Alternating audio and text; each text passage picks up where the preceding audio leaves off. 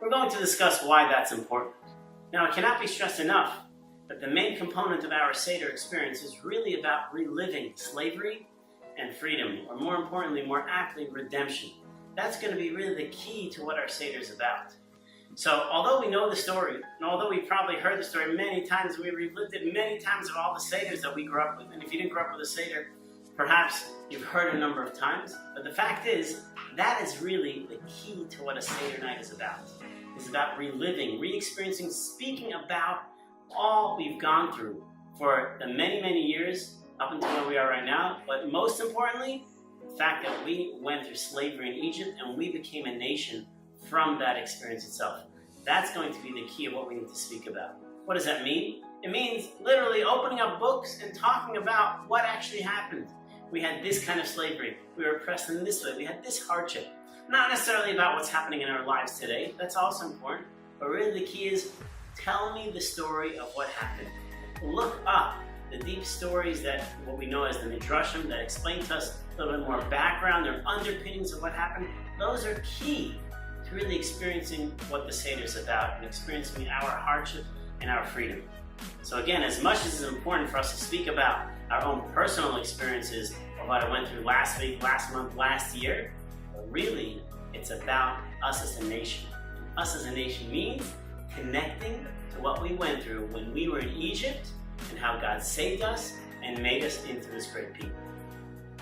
As we mentioned, another aspect of the Seder is known as Pesach, Matzah, and Mar, which is also part of the Maggid story. It's also part about telling over the story itself. What is Pesach, Matzah, and Mar? Pesach is talking about the sacrificial lamb. Matzah, the bread of affliction that we ate, and Mar, the bitterness that we experience. What's notable about the Seder is throughout our Seder experience, it's not enough to just tell a story. I can tell you a story, but I want you to experience a story. What does it mean to experience a story? I want you to have props with you. I want you to relive it with experiential items that can help you actually understand the story better and feel like you're a part of the story. This is one of the reasons why we have wine, and ideally to use red wine. The reason why we have that red wine is so we remind ourselves of the blood, the hardships, the blood that was spilled of Jews in Egypt itself. But also we have to mention these core components. Pesach, the sacrificial lamb. If you know what that's about Jews being commanded to take the idols of the Egyptians, to sacrifice them, and paint them across the doorposts with blood. Paint that blood over the doorposts so that when the angel of death comes and God comes to wipe out the firstborns, the Jews will be protected and he won't go over those homes and won't attack those homes that actually had blood on the doorpost. What's amazing about it is that the Jewish people actually had to put in some effort.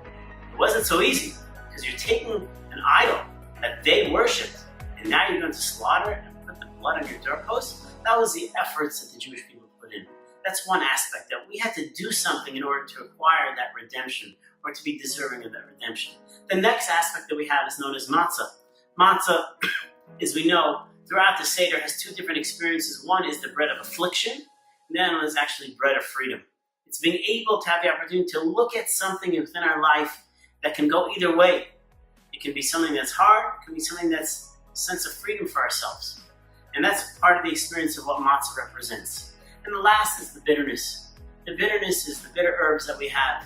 It's there to help us remind ourselves that, you know what, we went through hard times, don't deny it, don't forget about it.